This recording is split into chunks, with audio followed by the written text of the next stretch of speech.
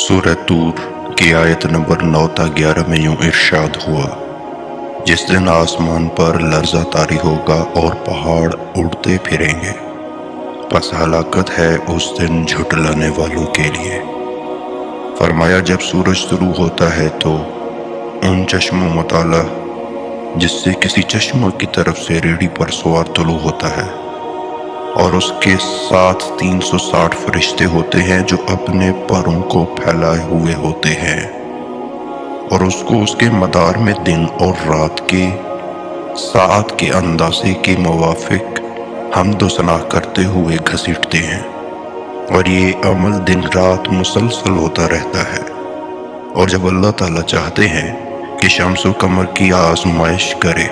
और अपने बंदों को अपनी निशानियों में से एक निशानी दिखाए ताकि बंदे उसकी नाफरमानी से रुजू करें और उसकी इताअत की तरफ मुतवज्जे हों, तो फिर ऐसा होता है कि सूरज अपनी चरखी से, जो कि उसका मदार है, उससे गिरकर समंदर की गहराइयों में गिर जाता है।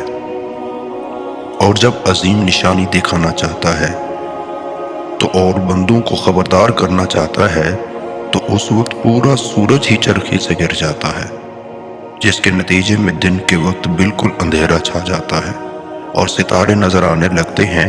ये हालत सूरज किरण की इंतहाई हालत है। और जब इसी से कम मकसूद हो तो फिर निस्फ तहाई या 2 तिहाई गिराता है और उसका बकिया हिस्सा चरखी पर चलता रहता है। इस हालत को जुज़वी सूरज गिरहन कहा जाता है। सूरज गिरहन मुकम्मल हो या जुज़वी, उस पर मुकर्रर फरिश्तों के 2 गिरोह हो जाते हैं। एक गिरोह सूरज की तरफ मुतवज्जे होकर उसे चरखी की तरफ खींचता है, जबकि दूसरा गिरोह चरखे को सूरज की तरफ खींचना शुरू करता है। इसके अलावा ये फरिश्ते सूरज को उसके मदार में दिन और रात की घड़ियों में एक मुकर्रर अंदाजे के मुताबिक घसीटते हैं ताकि उसके दौरानिया में कमी बेशी ना वाक़े होने पाए। अल्लाह रब्बुल इज़्ज़त ने 2 शहर पैदा फरमाए, उनमें से एक मशरिक में था और दूसरा मगरिब में। मशरकी शहर के लोग कौम आद में हैं जो मोमिनीन हैं, और मगरबी शहर के लोग कौम समूद के मोमिनीन की बाकियात में। मशरकी शहर का नाम सिरियानी जुबान में मरकसिया था, और इस शहर के दरमियान 2 दरवाजे हैं, और हर दरवाजे का आपस में दरमियानी फासला तकरीबन 4 किलोमीटर है। हर दरवाजे पर एक रोज एक फरिश्ता पहरा देता है, जो असला से लैस होता है। जिस फरिश्ते की बारी एक मर्तबा आ जाती है तो क़यामत तक उसकी दोबारा बारी नहीं आएगी। नबी करीम सल्लल्लाहु अलैहि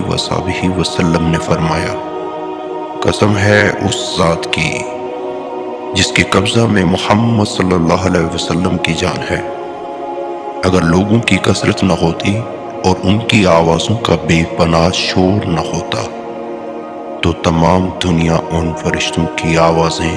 ज़रूर सुनती। ये शहर सूरज के तुलू और ग़ुरूब होने की जगह वाक़ई है, और इनके पीछे 3 कौमें मश्क, ताफील और तारीस आबाद है, और इनसे पहले याजूज व माजूज यानी कौम आद व समूद की बाकियात उन दोनों के दरमियान है। ग़ुरूब होने के बाद फरिश्ते सूरज को अपनी उड़ान की रफ्तार के मुताबिक लेकर 7वें आसमान पर पहुंचा देते हैं, जहां सूरज सजदा रेस हो जाता है, और उसके साथ ही उस पर मुकर्रर फरिश्ते भी सजदा रेस हो जाते हैं। इसके बाद फिर उसे आसमान दुनिया की तरफ उतारा जाता है, यहाँ तक कि फज्र हो जाती है। और जब ये मजीद नीचे उतरता है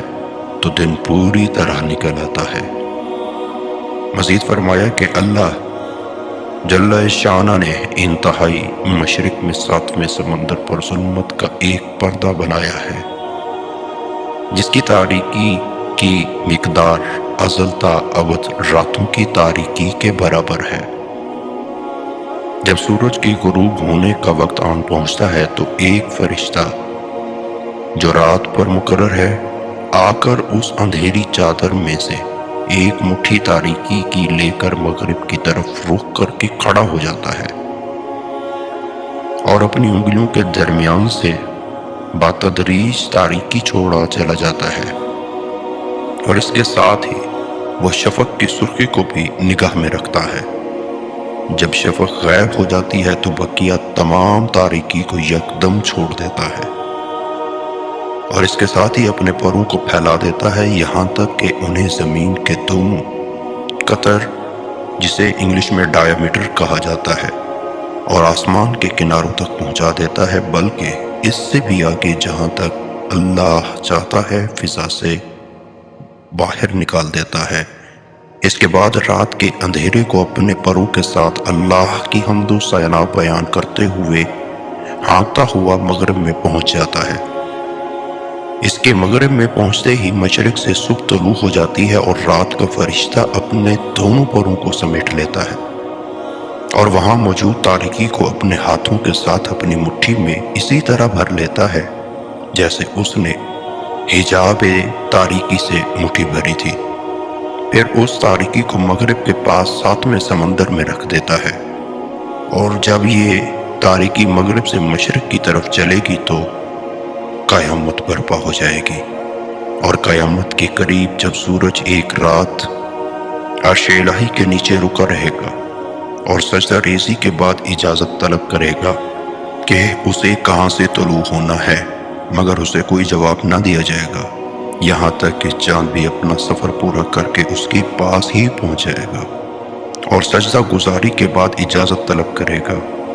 لیکن اسے بھی کوئی جواب نہ دیا جائے گا۔ اس وقت سورج 3 اور چاند 2 راتوں تک عرش کے نیچے ٹھہرے رہیں گے، مگر اس رات کی طوالت کو صرف تہجد گزار لوگ ہی پہچان سکیں گے، اور ان کی تعداد مسلمانوں کے شہروں میں انتہائی تھوڑی ہوگی، اور یہ لوگ عام مسلمانوں کی نگاہوں میں حقیر و مسکین جانے جائیں گے۔ پس تہجد گزار لوگوں میں سے کوئی ایک شخص حسب عادت بیدار ہو کر وضو کر کے اپنی نماز کی جگہ میں داخل ہوگا اور اپنی نماز اور وظائف ادا کرے گا، جس کے بعد وہ حسب عادت باہر نکلے گا، مگر صبح کے آثار نہ پائے گا تو اسے یقین نہ آئے گا اور وہ مختلف اقسام کے وسوسوں کا شکار ہو جائے گا اور گونا گوں خیالات سے اسے پریشان کریں گے۔ پھر سوچے گا شاید میں نے قرات کم کی ہے یا نماز مختصر کی ہے یا اپنے وقت سے پہلے بیدار ہو گیا ہوں، جس کے بعد وہ دوبارہ اپنی نماز کی جگہ میں داخل ہوگا اور بالکل ویسے ہی اپنی عبادت کو دوبارہ ادا کرے گا، اور پھر باہر نکل کر جب سورج کو باہر طلوع ہوتا ہوا نہیں دیکھے گا، یعنی صبح کو نہیں دیکھے گا، تو اس کی پریشانی میں مزید اضافہ ہوگا۔ برے خیالات اور وسوسے اسے گھیر لیں گے جن کے ساتھ اب خوف بھی شامل ہو جائے گا۔ پھر وہ یہ سوچے گا کہ میں نے قرات کم کی ہے یا نماز مختصر کی ہے یا اپنے وقت سے قبل بیدار ہو گیا ہوں، لہٰذا وہ تیسری مرتبہ اپنی نماز کی جگہ میں دوبارہ ویسے ہی عبادات کو جاری رکھے گا، اور یوں ہی رات کو اللہ رب العزت اپنی جگہ برقرار رکھے گا، اور وہ تہجد گزار اسی طرح سے رات کو اپنی ہی جگہ پر برقرار دیکھے گا۔ ستارے گردش میں ہوں گے اور رات اپنی ابتدائی حالت میں نظر آئے گی۔ یہ دیکھ کر اسے دل میں خوف اور ڈر مزید بڑھ جائے گا، اور اس طرح سے رات کی ہولناکی کی وجہ سے پہچان جائے گا۔ یہ لوگ ایک دوسرے سے رابطہ قائم کریں گے، جس کے بعد ہر شہر کے تہجد گزار اپنے اپنے شہروں کی مسجدوں میں اکٹھے ہوں گے اور بقیہ رات اللہ کے حضور گڑ گڑاتے ہوئے اور توبہ و استغفار کرتے ہوئے گزار دیں گے، جبکہ باقی قوم غافلین خواب غفلت میں پڑے ہوئے ہوں گے، حتیٰ کہ جب سورج اور چاند عرش الہی کے نیچے بالترتیب 3 اور 2 راتیں گزار چکیں گے تو جبرائیل علیہ السلام ان کے پاس اللہ کا پیغام لے کر آئیں گے کہ تم اپنے مغرب یعنی غروب ہونے کی جگہوں پر لوٹ جاؤ، اور آج وہاں سے طلوع ہو، اور آج تمہیں مغرب سے ہی طلوع ہونا ہے، آج تمہیں ہمارے پاس سے نور نہ مل پائے گا۔ اس وقت یہ دونوں اس انداز میں روئیں گے کہ ساتویں آسمانوں والے اور عرش الہی کو اٹھانے والے ان کی آواز سنیں گے۔ ان کے اس رونے میں موت اور قیامت کا خوف بھی شامل ہوگا۔ مزید فرمایا کہ اسی دوران جب کہ لوگ ان کے طلوع ہونے کا انتظار کر رہے ہوں گے، اچانک یہ دونوں ان کی پشت یعنی مغرب کی طرف سے طلوع ہوں گے اور ان کی رنگت کالے کوے جیسی ہوگی، نہ سورج میں چمک ہوگی نہ چاند میں چاندنی، یعنی ان کی حالت آپ مکمل گراہن کی سی ہوگی۔ دنیا والے ان دونوں کی یہ حالت دیکھ کر چیخنا شروع کر دیں گے۔ مائیں اپنے بچوں کو چھوڑ دیں گی اور محبت کرنے والوں کی محبت ختم ہو جائے گی، جبکہ نیک لوگوں کا اس دن کا رونا کسی عبادت میں شمار کر لیا جائے گا اور فاسقوں کا رونا انہیں کچھ بھی نفع نہ دے گا بلکہ ان کے مزید نقصان کا باعث بنے گا۔ پھر ان کو سورج اور چاند سینگ والے اونٹوں کی مانند بلند کیا جائے گا اور ان میں سے ایک آگے بڑھنے کی کوشش کرے گا یہاں تک کہ یہ دونوں آسمان میں پہنچ جائیں گے۔ پھر جبرائیل علیہ السلام آئیں گے اور ان کی سینگوں کو پکڑ کر انہیں مغرب کی طرف لوٹائیں گے، مگر اس وقت یہ دونوں اپنے چشموں میں سے کسی میں غروب نہ ہوں گے بلکہ باب التوبہ میں غروب ہوں گے۔ حضرت عمر بن خطاب رضی اللہ تعالیٰ عنہ نے کہا، اے اللہ کے رسول، میں اور میرے گھر والے آپ پر قربان، یہ باب التوبہ کیا ہے؟ آپ صلی اللہ علیہ وسلم نے فرمایا، اے عمر، اللہ تعالیٰ نے مغرب کی انتہا میں ایک دروازہ توبہ کے نام سے بنایا ہے اور اس کے دونوں کیواڑ سونے کے ہیں اور ان پر موتی اور جواہرات جڑے ہیں، اور ایک کیواڑ سے دوسرے کیواڑ تک کا فاصلہ تیز رفتار سوار کی رفتار کے حساب سے 40 برس کی مسافت کے برابر ہے۔ جب سے اللہ تعالیٰ نے یہ دروازہ تخلیق کیا ہے یہ کھلا ہوا ہے اور سورج اور چاند کے مغرب سے طلوع ہونے تک یہ کھلا رہے گا۔ اس صبح کے طلوع ہونے تک جو بندہ بھی اللہ تعالیٰ کے سامنے گناہوں سے باز رہنے کا انکار کرے، یعنی توبۃ النصوح، تو اس کا یہ اقرار اس دروازے میں سے گزر کر اللہ کے ہاں پہنچتا ہے۔ معاذ بن جبل رضی اللہ تعالیٰ عنہ نے کہا، یا رسول اللہ، یہ توبۃ النصوح کیا ہے؟ آپ صلی اللہ علیہ وسلم نے فرمایا کہ جس گناہ کا بندے سے ارتکاب ہوا ہے اس پر وہ نادم ہوا اور پھر اللہ تعالیٰ کے حضور ایسی توبہ کرے کہ دوبارہ اس گناہ کو نہ دہرائے، یہ بالکل اسی طرح ہے جیسے دودھ تھنوں میں واپس نہیں جا سکتا۔ اس وقت جبریل امین علیہ السلام اڑ کر اس دروازے کو اس طرح بند کریں گے جیسے کہ ان کے درمیان کوئی دراڑ نہ رہے گی۔ اس دروازہ کے بند ہونے کے بعد کسی کی بھی توبہ قبول نہ کی جائے گی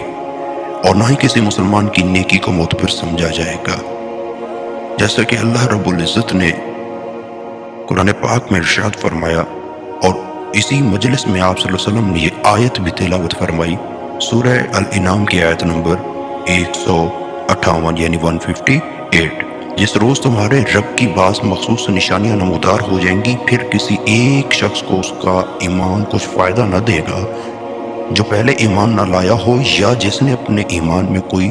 بھلائی نہ کمائی ہو۔ ابن ابی کعب رضی اللہ تعالیٰ عنہ نے کہا، یا رسول اللہ، میرے ماں باپ آپ پر قربان، دنیا اور دنیا کا کیا حال ہوگا؟ فرمایا کہ سورج اور چاند کو نور اور روشن کا لباس پہنا جائے گا، وہ اسی طرح طلوع و غروب ہوں گے جیسا کہ وہ پہلے ہوتے تھے۔ حضرت حذیفہ بن یمان کہنے لگے، یا رسول اللہ، سور پھونکنے جانے کے وقت لوگ کس حال میں ہوں گے؟ فرمایا، اے حذیفہ، مجھے اس ذات کی قسم جس کے قبضے میں میری جان ہے، آدمی اپنے حوض کی لپائی کر رہا ہوگا اور یوں ہی سور پھونک دیا جائے گا، دو افراد کپڑے کی خرید و فروخت میں مشغول ہوں گے تو اس وقت وہ مکمل خرید و فروخت نہ کر سکیں گے، اونٹنی والا دودھ نکالنے کے بعد اسے پی نہیں سکے گا، قیامت برپا ہو جائے گی۔ اس کے بعد نبی کریم صلی اللہ علیہ وسلم نے یہ آیت تلاوت فرمائی،